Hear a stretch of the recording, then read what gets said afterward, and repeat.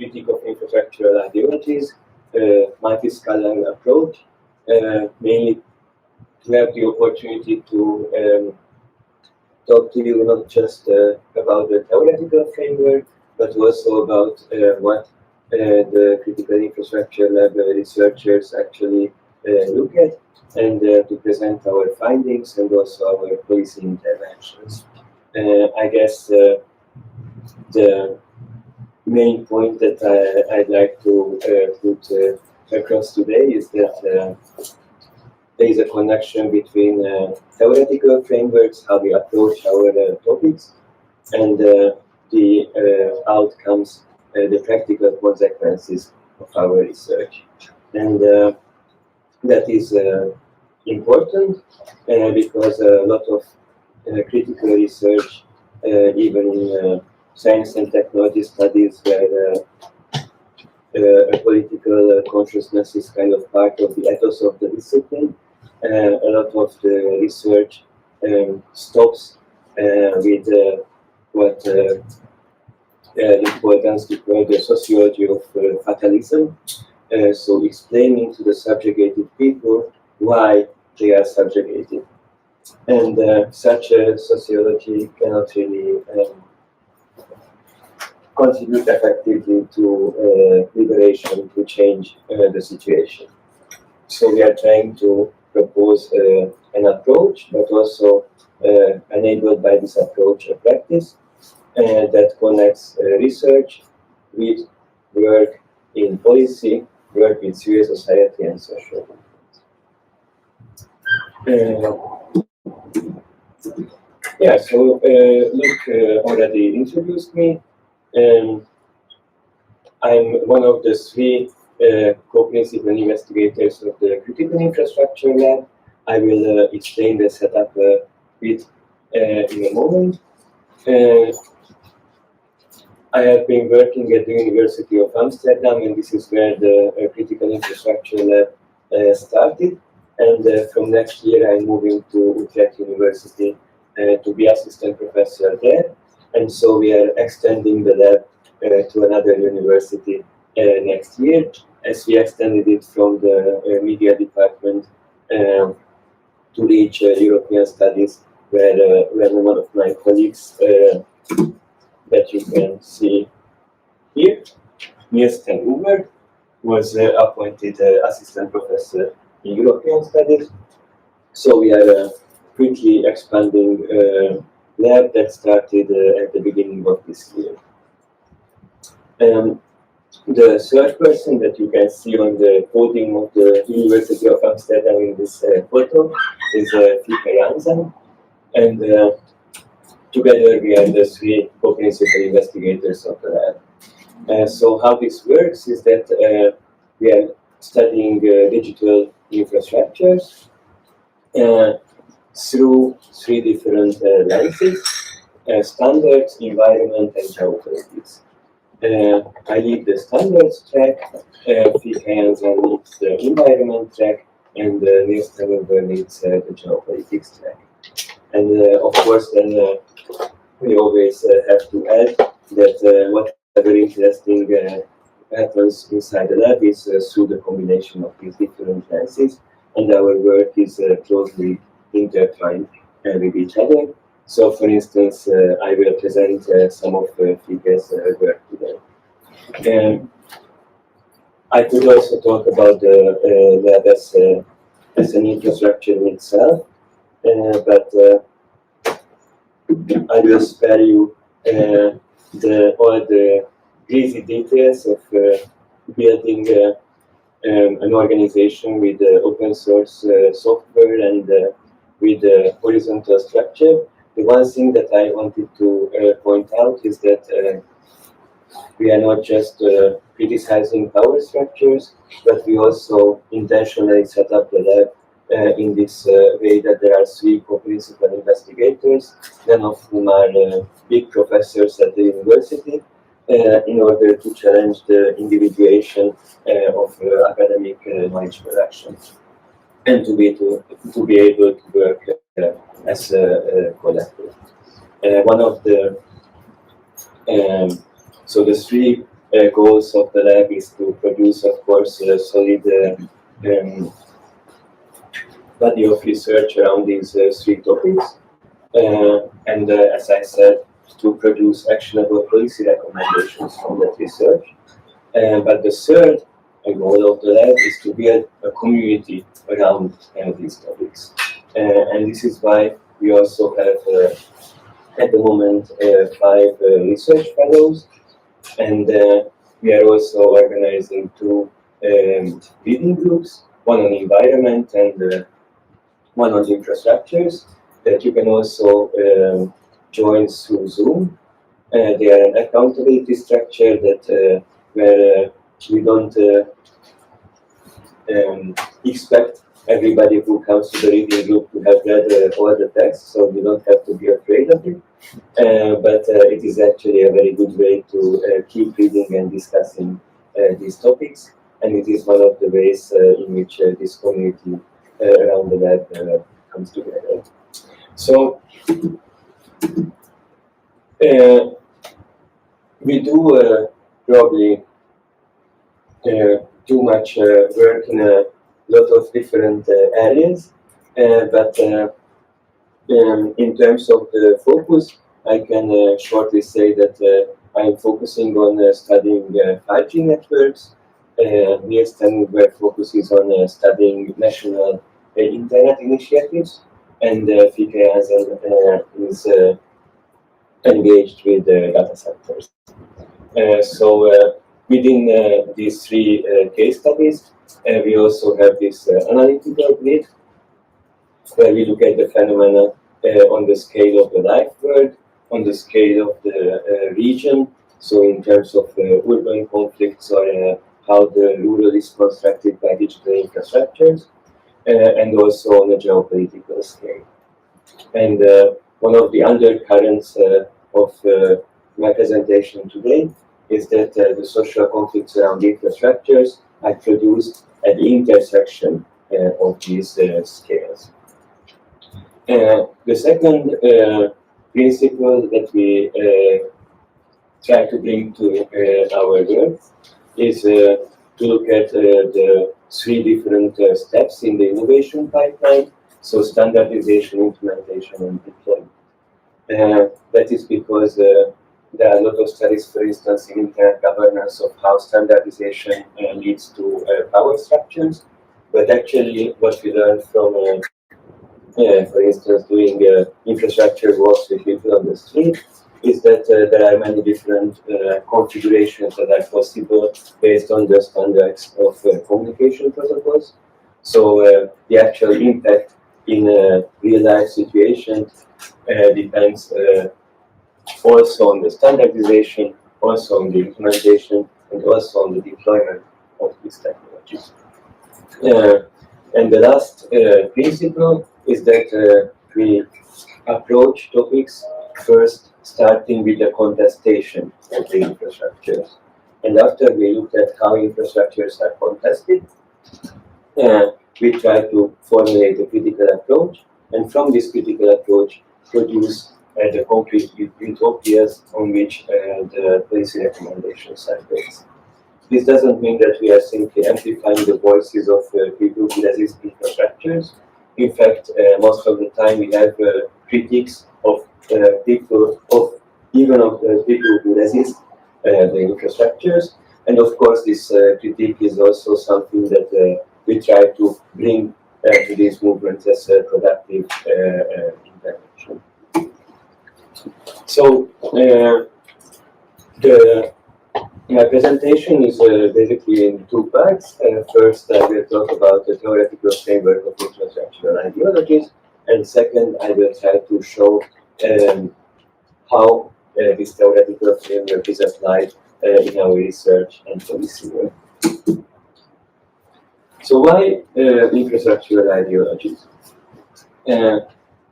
There was supposed to be a material term in science and technology studies, also in the study of new media. I assume a lot of you have heard about this material term, no?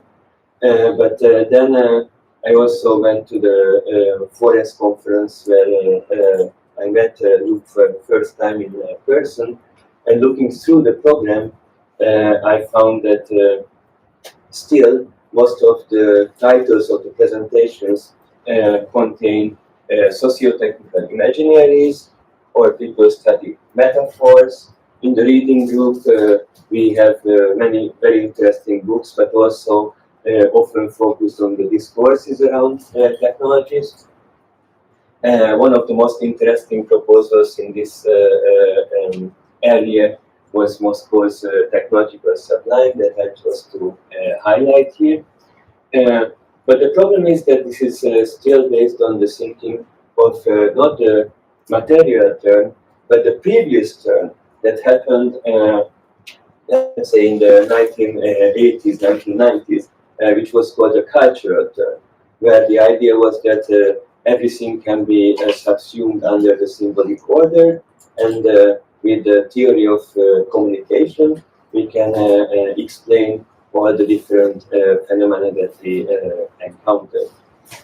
So one of the aims behind elaborating the theoretical framework of infrastructural ideologies is to bring back attention to materiality.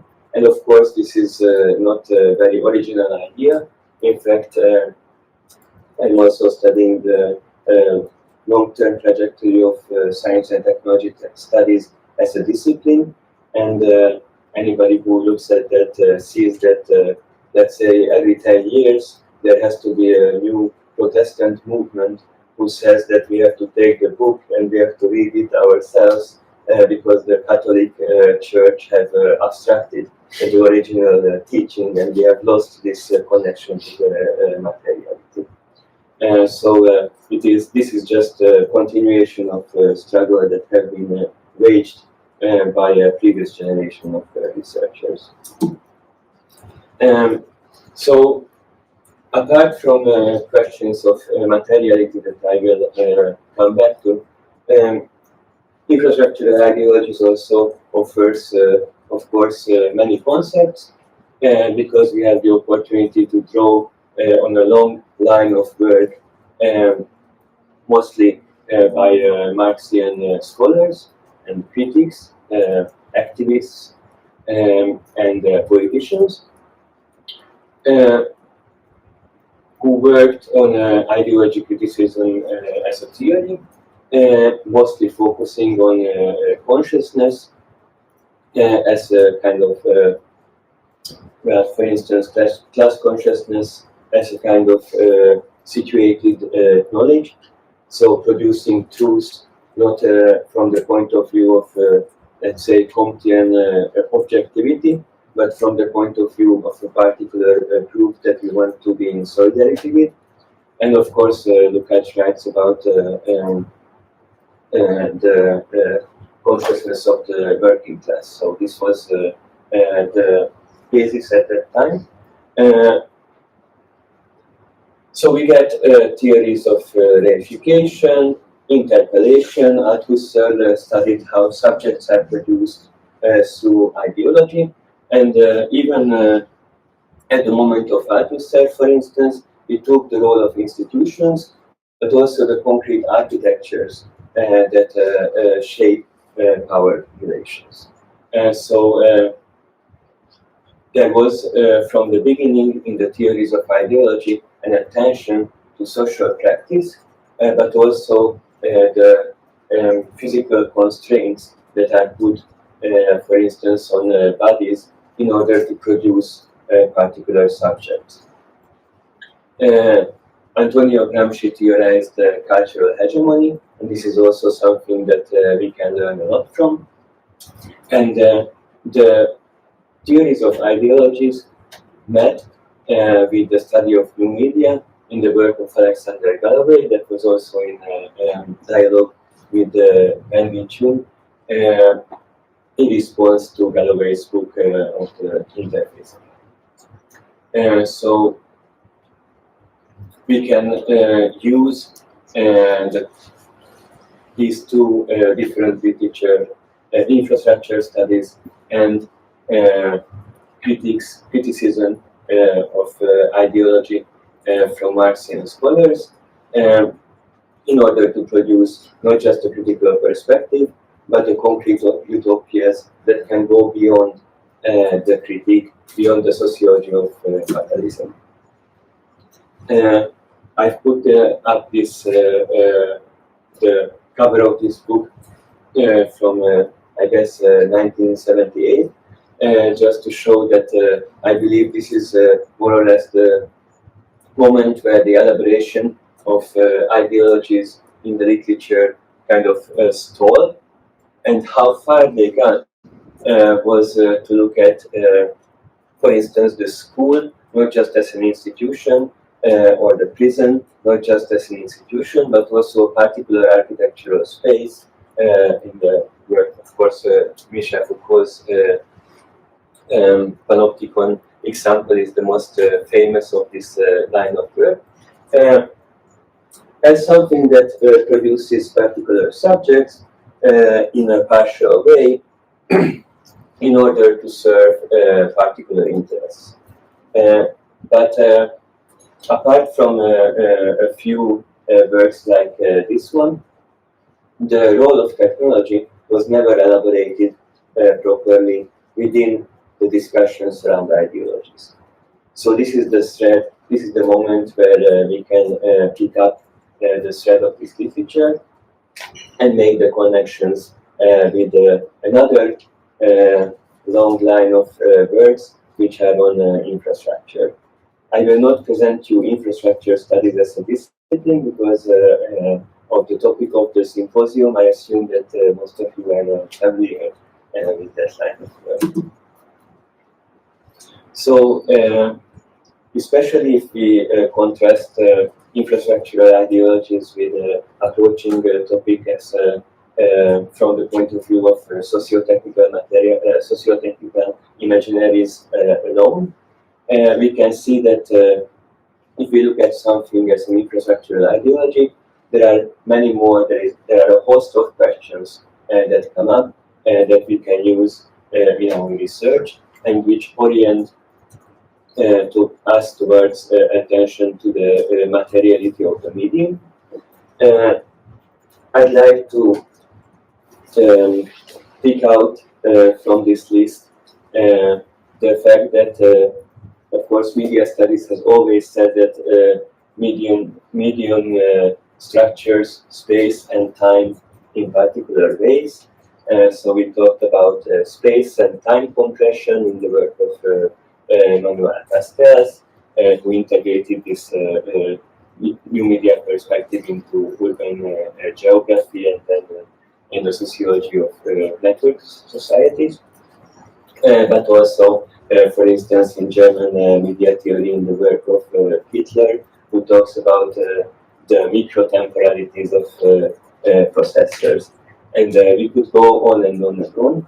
The point is that if we bring together this idea that the medium structures space and time with the idea that ideologies work through creating a precise, strategically deployed architectural space, then we don't just have an opportunity to understand media, but also we are acquiring a position from which we can criticize power relationships. So this is also something that socio-technical imaginaries by themselves cannot do. Socio-technical imaginaries or time, even boundary objects are often used to explain why different actors can cooperate around a certain project or around the operation of a certain infrastructure. But socio-technical imaginaries are limited in explaining how this infrastructure works differently for different people. Someone has the microphone on, I guess, in the Zoom session. You handle it and shut them up. So where was I? That if you look at something in terms of socio-technical imaginaries, we can understand how very different actors cooperate around it, but not necessarily how this infrastructure can shut some people out, like we just did, and how it amplifies the voices of other people, like the microphone. I'm not trying to say that there are no critical studies that work with discourses, metaphors, or socio-technical imaginaries. In fact, there are plenty. And this is exactly what makes me sad when I see that the actual thrust, motivation, and results of these studies is not actually supported by the theoretical framework that they employ. So researchers have to spend a lot of time actually trying to fight against their own theoretical framework, doing a discourse analysis, and then trying to reach materialities through this. And this question has vast and complicated methodological aspects as well of why and how researchers chose the interview method as the most popular approach to topics nowadays. But I will not go there because I'm focusing now on the theoretical questions of this. So one of the findings or results of us as a critical infrastructure lab working with this framework of infrastructural ideologies and doing walks with people on the street in a framework that is called infrastructure walk, which is like bird watching, but with spectrometers, with wave detectors. We came up with these four principles that we can always apply when we look at an infrastructure. So the infrastructure should be noticeable, which means that people should be able to see it. So that's very important because, for instance, in 5G networks, when the users are identified, there is no user interaction that is happening. So just the fact that we are part of an infrastructure is not apparent, is not necessarily something that happens through a user interface. There are many other interfaces that are at work in infrastructures, but it is not a given that we are even aware of the power relationships in which infrastructures place us. So then the infrastructure should also be observable. We should be able to find out how does it work. And of course, open standards and the open standardization processes have a big role to play, especially when we come to talk about communication infrastructures. And the third one is that the infrastructure should be accountable. So we should be able to find out, even if we are just standing on the street and looking at an antenna, whose antenna is this, and which organization is operating it, who is taking responsibility for it. Last but not least, our most controversial proposal is that the infrastructure should be contestable. And this simply means that we should be able to say no to infrastructures. And for instance, in the deployment of 5G networks and in the context of urban policy, this is a very big demand that we can ask from policymakers and politicians. So these different principles orient us towards questions of finding out who can exercise what kind of power through infrastructure.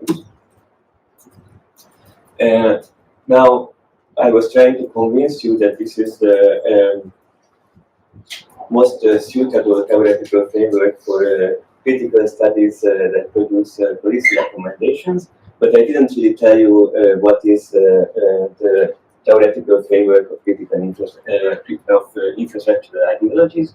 So I will try to do that now.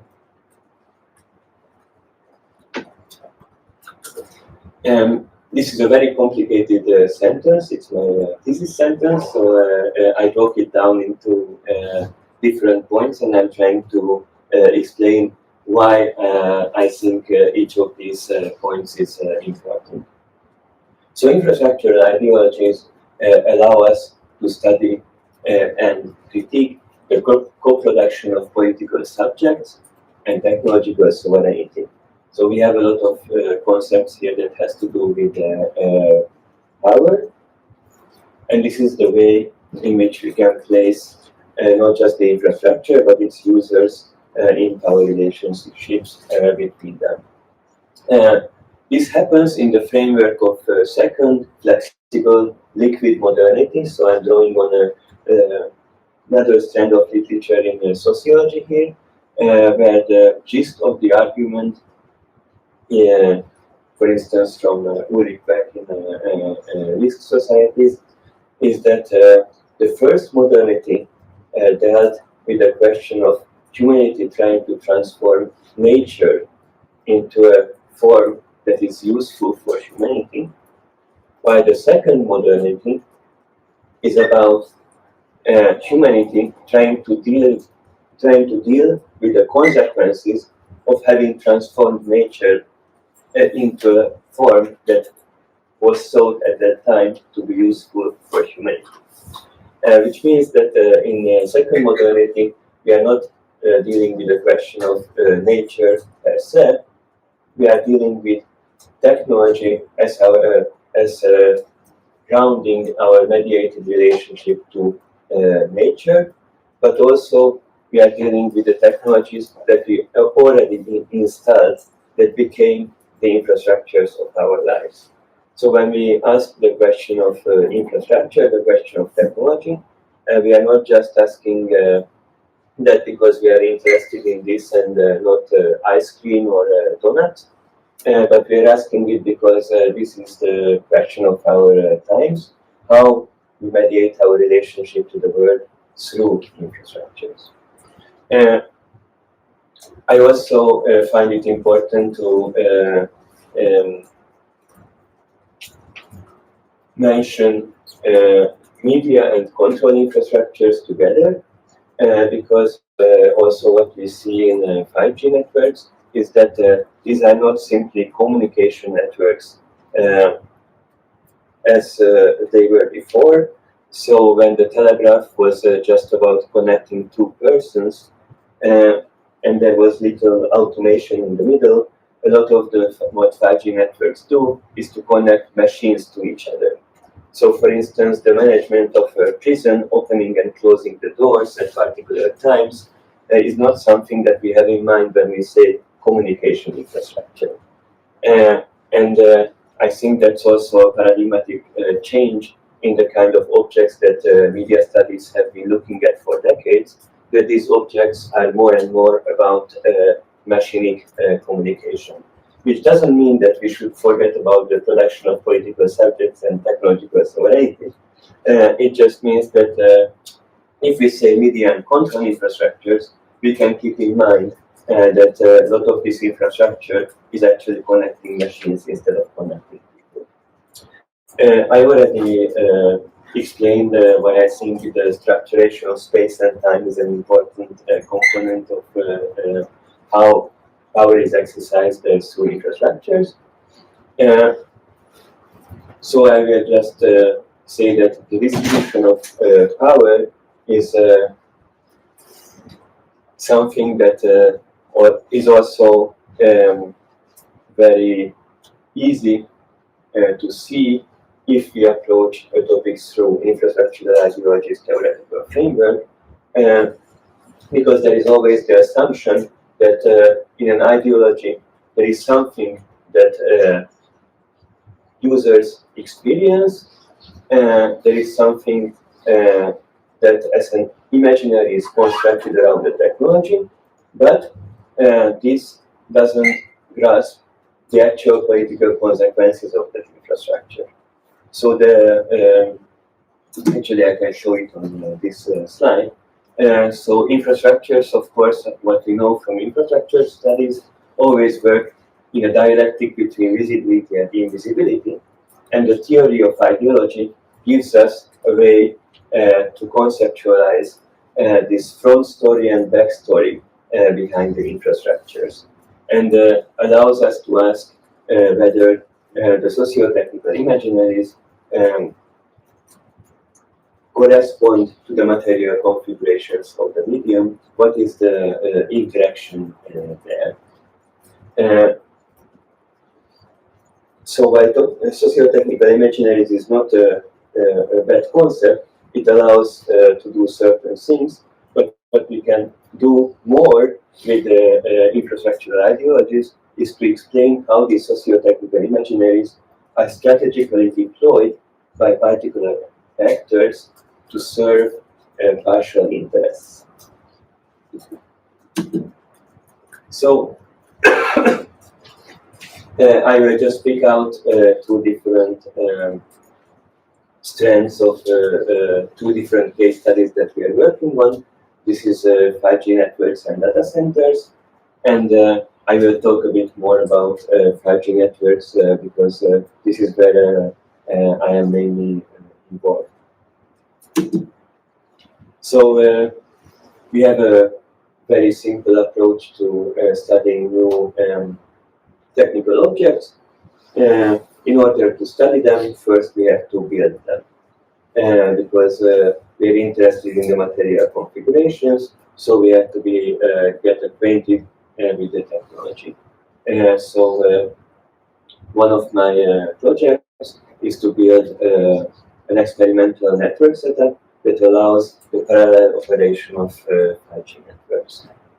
I have been working on this since a number of years with Niels and Uber, and you can see Niels and me here in the next iteration of our experiment with 5G networks, which was the People's 5G Laboratory, where we were not just building this network, but also organizing these infrastructure walks, pointing out the different antennas to people, and hopefully teaching people what is the difference between a 5G antenna and a 4G antenna, so that people who burn antennas can at least burn the proper antenna that they want.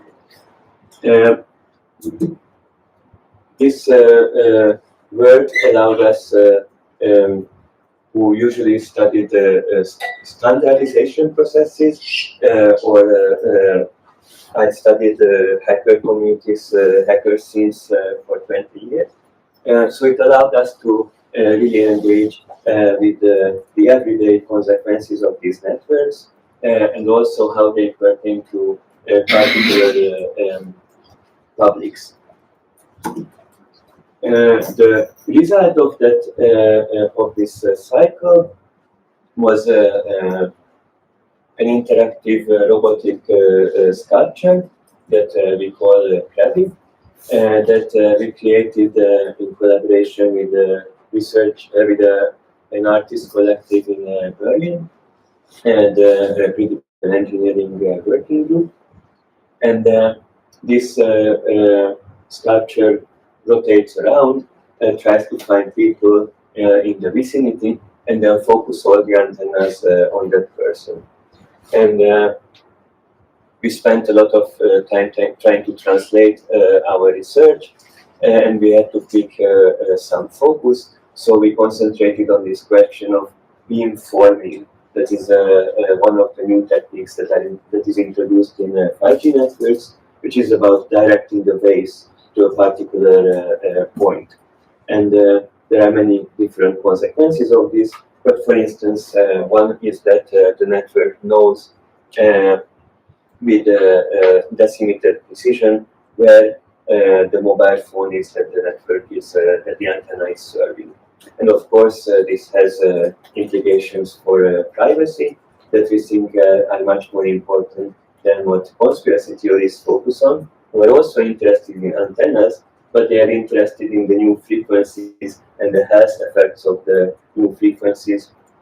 And this is what buries them.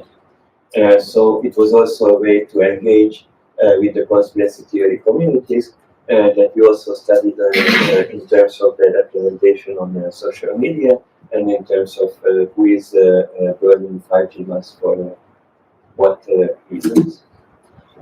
We placed a sculpture in the main public library in Amsterdam, so it is just next to the central station, and this allowed us to record 75 interviews with members of the general public, or more precisely library goers in the inner city.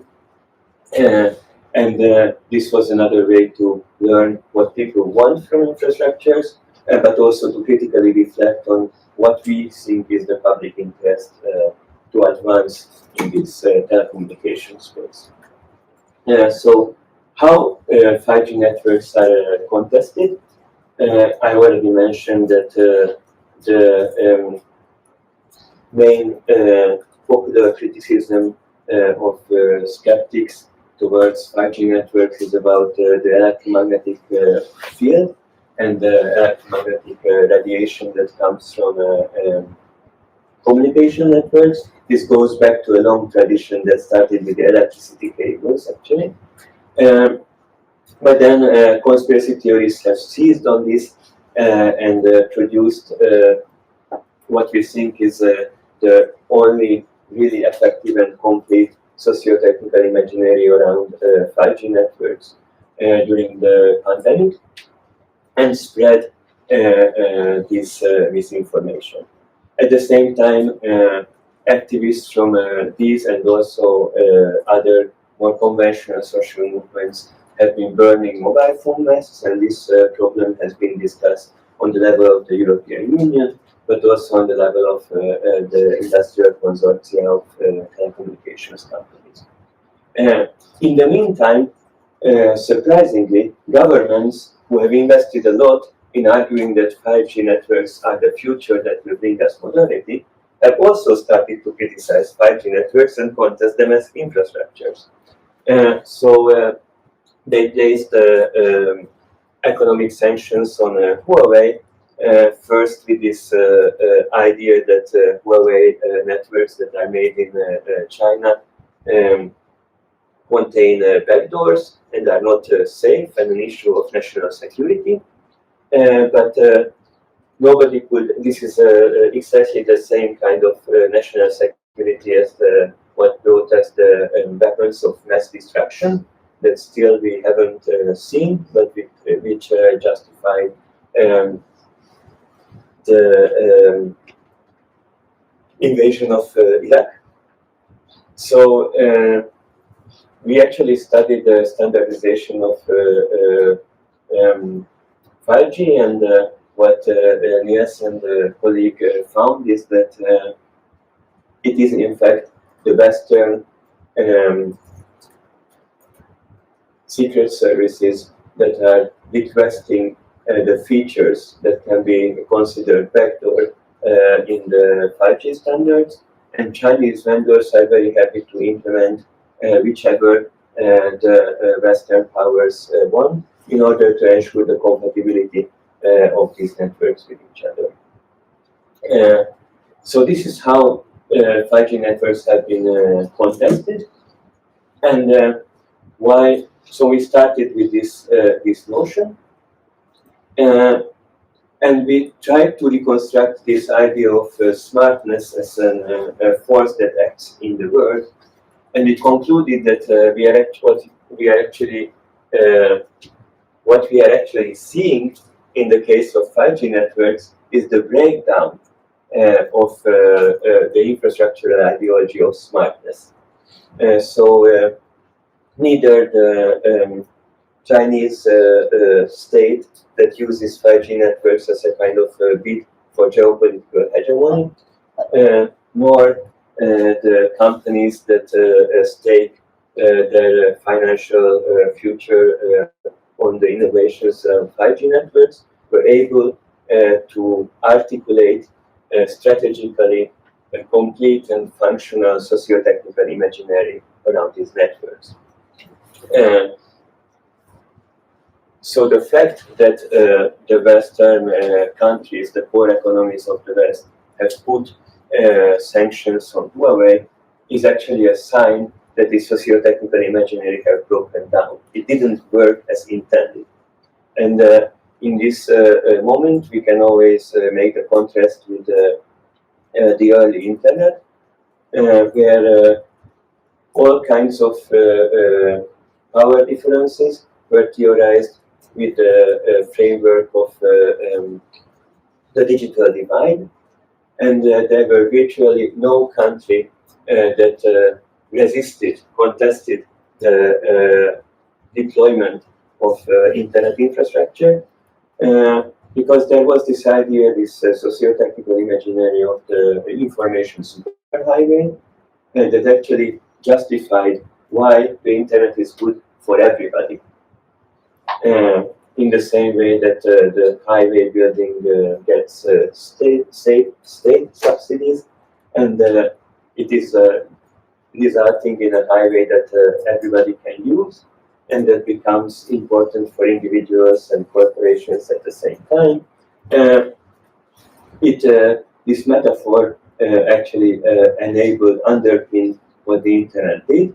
But if we look at it as an ideology, we can also observe, and by now there are many very good studies that have been carried out that show that the internet actually also functioned as a kind of network of tentacles for Silicon Valley capital to complete globalization in a different way and to actually suck profits from markets that were inaccessible, even from social situations that were inaccessible before. So this internet imaginary has ran out of steam by now, and as I said, the only people who could actually produce an imaginary were the conspiracy theorists who could connect this technology to known personalities like Bill Gates, to actual historical events that people experienced in their everyday life, like the pandemic, and to absolute political values like civic freedoms. So, for instance, they were saying that Bill Gates, as either an alien or a Jew, is investing in vaccines since a lot of years now, and the latest idea is to install chips in people with the vaccinations, but also to use the lockdowns to install the 5G towers that would be the antennas to connect with these chips, and then mind control could be exercised through this new infrastructure. Of course, this sounds very implausible, but we cannot deny that there is a complete imaginary where conspiracy theories did what they are best in, they connected the dots. What is more surprising is that neither the Chinese state nor the telecommunications corporations as a representative of capital in this story have been able to pull off serve, but also governments live in paranoia whether 5G networks are actually safe and whether their technological sovereignty is in peril if they deploy these networks. Which means that actually there is a historical window of opportunity for intervention for media studies, because finally media studies can actually do the only thing that media studies is good for, which is that take a technical object and say what is the meaning and purpose of this technical object in terms of its cultural, political, social, and so on implications. So in order to do this work and intervene in these situations, we advance this experimental network, the People's 5G Laboratory, where we actually can show that 5G networks can have interesting implications that are, for instance, supporting privacy instead of becoming a better surveillance infrastructure. But we could also contest spectrum auctions, where parts of the spectrum, the right to resonate the air in a certain rhythm, is auctioned away to commercial actors. We could say that when there is a spectrum auction happening, in the same way that radio frequencies for music and audio radio and the old school radio are so when there are auctions for radio frequencies, the traditional radio frequencies, some of the spectrum is always assigned to community use. This is why community radios can work. That I learned an important force in Melbourne. Mark told me. So we could create space for civil society involvement in 5G deployment by providing spectrum for it. Of course, at the same time, one of the problems is that the 5G standardization is happening in a commercial space, in an industrial consortium that is called 3GPP, and we have to open the standardization process for public debates, but also for civil society participation. One of the examples that we use for this is exactly the conspiracy theories about the radiation in the electromagnetic spectrum, because the new frequencies have had to be contested on the street by social movements, because at the moment where it was not about the deployment of these technologies, it was about just the standardization of these technologies. There was no public input. Nobody asked any concerned citizens if they have a problem with this. So there was also no opportunity for negotiation. So the only place, the only means of public participation in the standardization, implementation, and deployment of 5G networks have been either to torch them or to start lawsuits and contest the deployment, which is a very end-of-pipe solution. So instead of proliferating this ideology of smartness, we propose to treat the spectrum as a critical natural resource, and the networks themselves as a public good, as a utility.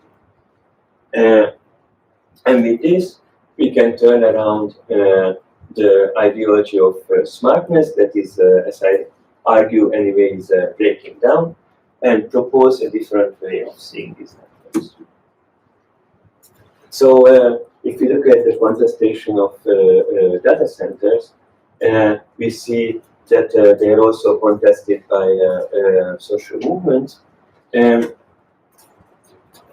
Data centers need a lot of natural resources, not just energy and water, but also conflict minerals that go into the hardware that is housed in the data center. So extractive industries are contested by local activists, where the mining of these resources happen, but also what we see more visibly in the Netherlands is that there have been 3 different projects to build a hyperscale data center, and especially in the last one, it became a national issue, and it actually decided the local elections that activists, local politicians, and the farmers that were growing vegetables in greenhouses in that area have contested the construction of the data center. So some of these, some components of this politics we call not in the backyard approach, and I highlighted this very component because actually what happened is that the data center will not be built in the Netherlands now, it will be built in Portugal.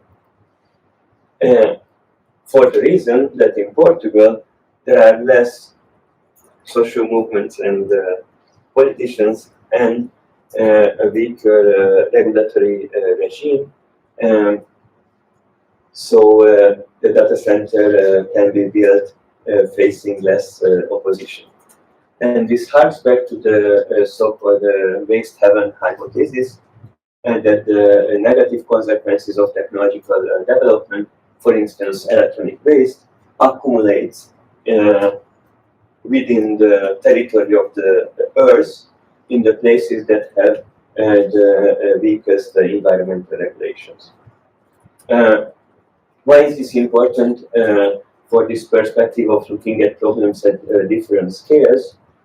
Is that it shows that the local resistance was an interesting way to contest the deployment of the data center, but it just shifted the problem to another territory. So in order to address this, what we are trying to do is to develop policies that first could be applied nationally, but then they could be scaled up to the European Union level, because these conflicts are, of course, coming up in different places in the European Union. And on this scale, it is that this problem could actually be addressed. So, as why the data centers are actually a problem, and what is the infrastructural ideology that underpins them? The infrastructural ideology is centered around this idea of optimization. And of course, if we look at the natural resource requirements of data centers, this is the optimization of the energy use or the natural resource requirements of the technology, where the ideology is actually serving partial interests and not completing what is written on the box and what is advertised, is that what is optimized is the particular components. So we really get better standards and better hardware, better software configurations that are more energy efficient. The problem is that the industry is still thinking in this framework of infinite growth, so that a more efficient component will be used in a way that the data center can deploy more of these components. Which means that even though the resource use optimizations are actually impressive, the total resource use of the data center industry keeps growing. And in fact, the whole point of the optimization is to allow the data center industry to keep growing. And of course, then we see a kind of greenwashing logic there, where it is not just about imaginaries. The companies can actually show materially how the resource use is less, even though the economy will use more resources when considered as a totality. So in order to contest this ideology,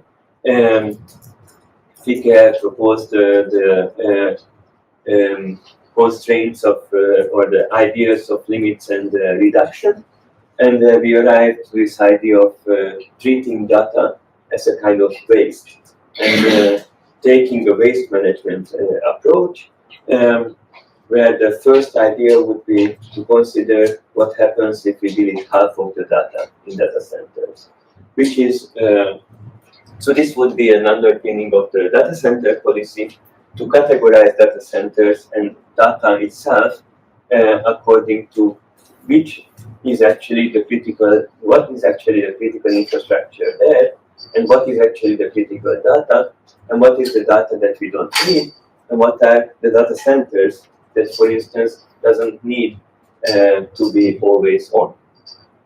And you can see here our principles coming back. So this would mean that it would be easier to contest data centers, because there would be different kind of data centers, and it wouldn't happen that as during the pandemic, the data centers were by default considered critical infrastructure, even if they were just hosting pictures of cats. So if we would have a clear distinction, this would allow us to make choices in this area. FIG also works outside of the critical infrastructure lab in the Green Screen Coalition, which is a coalition of funders, and here the critical infrastructure lab is also a member. And what they are doing is giving sub-granting, giving out grants in the Catalyst Fund to initiatives that would counter the infrastructural ideology of optimization and explore these possibilities of limits and reduction and treating that as waste. So I started with this question, why infrastructural ideologies?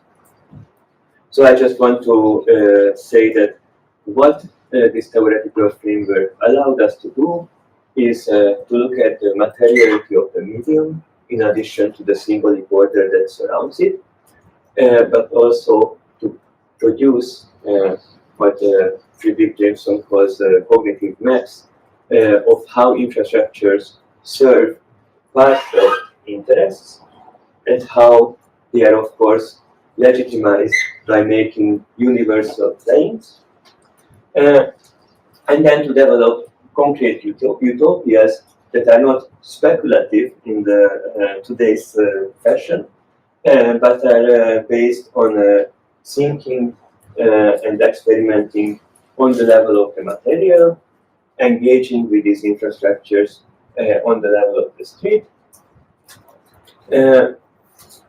and then starting from contestation, we go through this analysis and arrive to the policy recommendations in collaboration with actors that we think are contesting the infrastructures.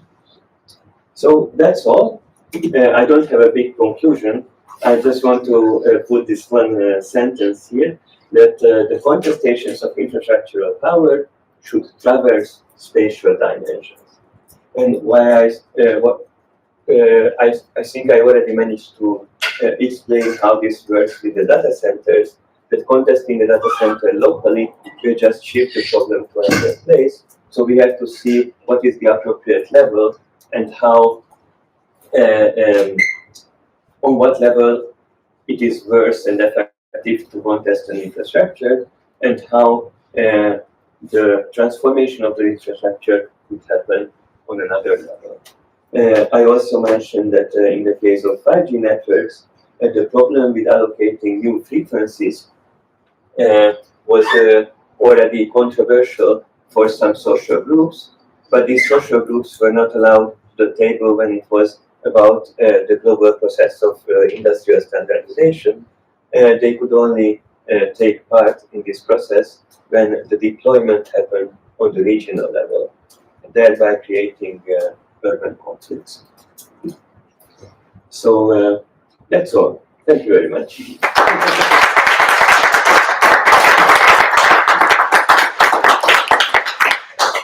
Got lots of time for questions or comments, so yeah, so just keep it pretty organic, and that the last question is on the floor. I can start. I'm so thrilled I'm here. I'm all new to this field, or your lens on this field, so this is fantastic. Yeah, thank you. I'd like you, Maxigas, to expand a bit more. When you say strategically deployed imaginaries, how planned is that? How strategic is that, or is it just anchored into a very human fright? Yeah, that's a great question. And in fact, there is a ruling class studies that is a special discipline to answer your question. But I think what is important, and that is a question that we get a lot about infrastructural ideologies, is that it makes it seem like there is really a plan. But actually, things are not like that. Things are complex and emergent, and there are local actors whose actions have unintended consequences on other levels, and so on and so forth. This is true. there is not a big plan. So how it is an empirical question to what extent, for instance, capital can organize itself as a class, and to what extent capital can actually advance its interests in an organized manner, and this is different in different historical moments. But when we say ideology, that doesn't mean that people come together and make conspiracy theory between themselves. It means that there are certain kinds of people connected in cultural circuits that manage to produce their own culture that actually coordinates action to a certain extent. And I think that's really important also in the kind of literature of theories of ideology, that it really started with this idea that ideology is a misunderstanding that is in people's heads, or an evil plan that is in people's heads.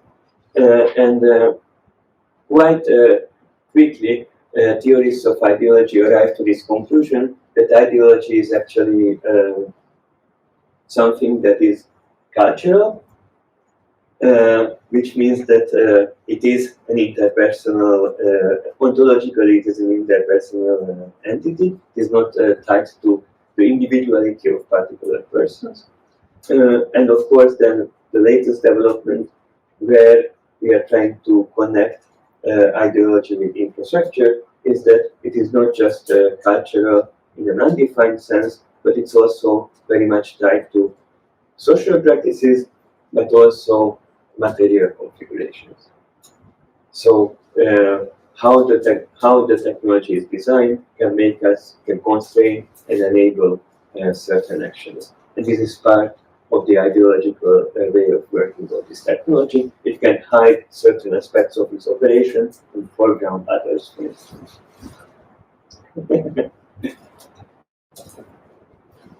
Right. Thank you so much for your keynote and this important work, and it's really quite inspirational. I was just wondering, in terms of the intervention, could you talk through the capacity to do a data center walkthrough?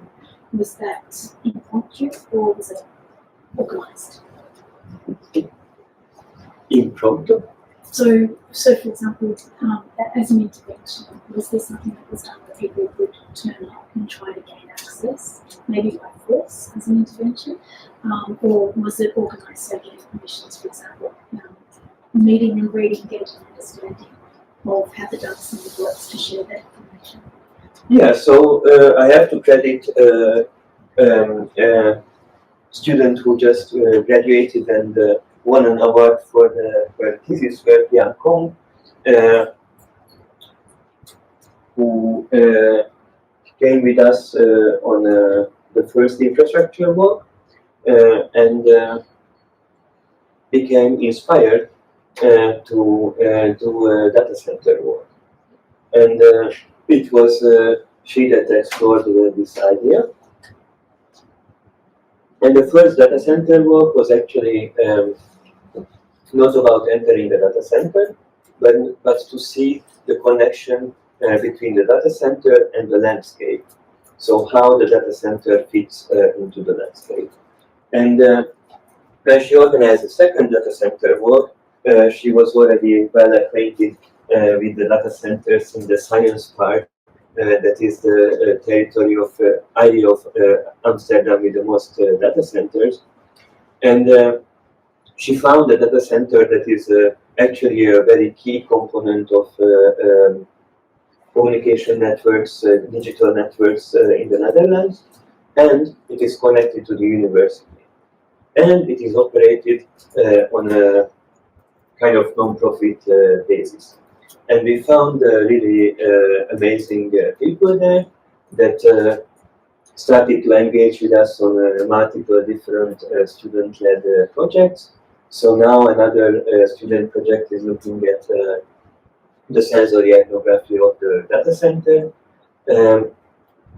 And Camila Palermo managed to record hours and hours of video and sound, temperature and other measurements in the data center based on this collaboration. So that's the story behind the data center. But yeah, I mean, in general, as a kind of methodological principle, I have to say that loitering and visual observation goes a long way. So if you're interested in something, you have to hang out and you have to look at it a lot. And usually that produces some kind of result. And yeah, we were also amazed at how much you could gain just by trying to be close to these.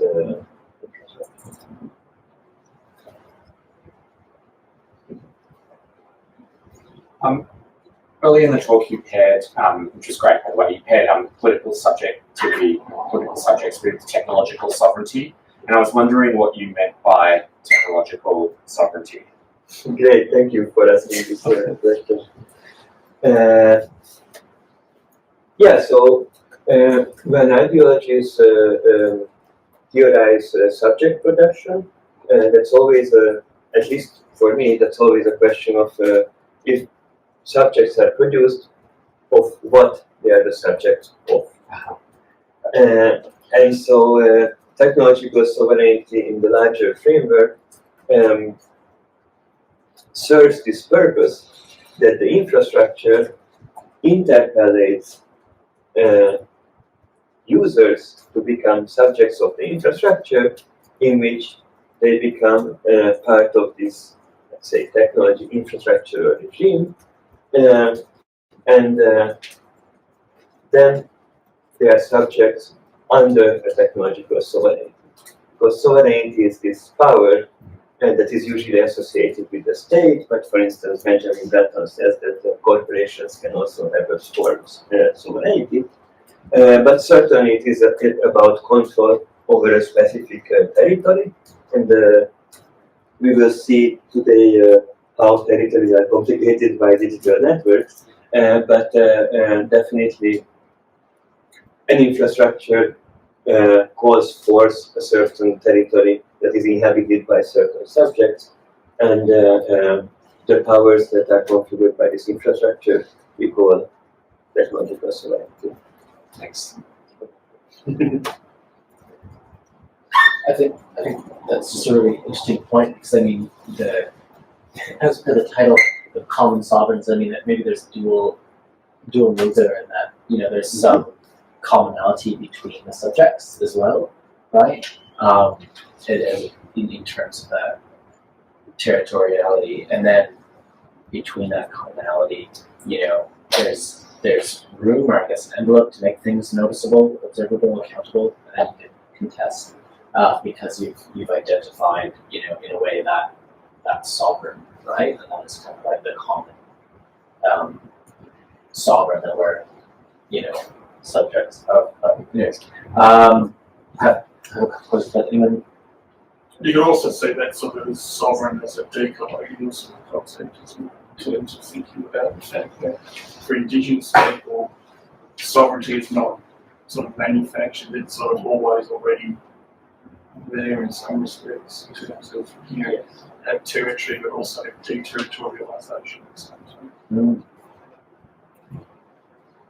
We studied identity regimes, so let's say solutions for digital identity, and there was also this result from that research that there could be a lot of different contesting actors around the topic of digital identity are trying to come up with the perfect algorithm, the correct technical solution to this problem. But then the question is not whether the technical solution is perfect. The question is who is actually in a position to make that identity solution hegemonic in the infrastructural space. And there are many civil society strategies I focus too much on the material configuration, but they don't take into account this question of technological sovereignty. So that, for instance, self-sovereign identities are interesting, but they are as strong as the sovereignty behind them. And if this sovereignty is the sovereignty of the individual, that doesn't make a really useful identity if it is just grounded in an individual's power. I mean, just picking up on that, do you think that's maybe something around, you know, that I really appreciate that disconnect between there's something enticing about the information superhighway, right? And there's like this kind of like, from the like logical, rational, active point of view, something palpable, right? From the materiality of like opening your home to the rest of the world's information, right? Right? But when we think about like the 5G imaginary of like the hyper connected everything, I guess, like the human with, you know, its extensions everywhere, there seems to be a lack of that kind of like impelling argument. And I'm just, you know, I'm wondering, is that part of it, or how do you see that kind of lack of narrative? So in fact, following doing industry analysis on how 5G networks actually deployed 5G networks evolve, it is true that the most growing 5G market is what is called private 5G networks, which is not private 5G networks, it's corporate 5G networks. And that is because, indeed, this idea appeals, but not to people, but to companies. So it's a business-to-business value proposition. And indeed, that would make sense in economic terms, and it has some kind of science fiction flavor behind it. But as from what we see, this is not an effective one. This is not a complete story. There is no face of 5G. There is no historical moment of 5G.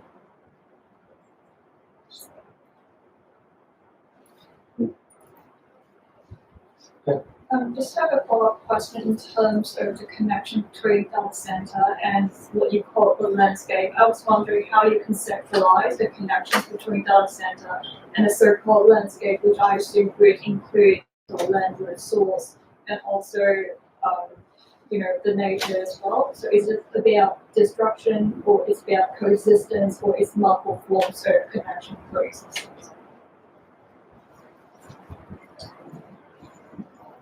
So we didn't go down this research trajectory, so I don't have a very good and complete answer for you. I can say the little pokes that we had at this problem. So Yang Kong, who started the data center work, she actually wanted to look at historical satellite images that show landscapes before and after data centers have been built, and the kind of evolution that followed. From the theoretical framework, of course, then the question is, how does the data center structure space and time? And we can see that, for instance, when the data center is shifted to Portugal, it is still a country where submarine cables arrive. It is still a country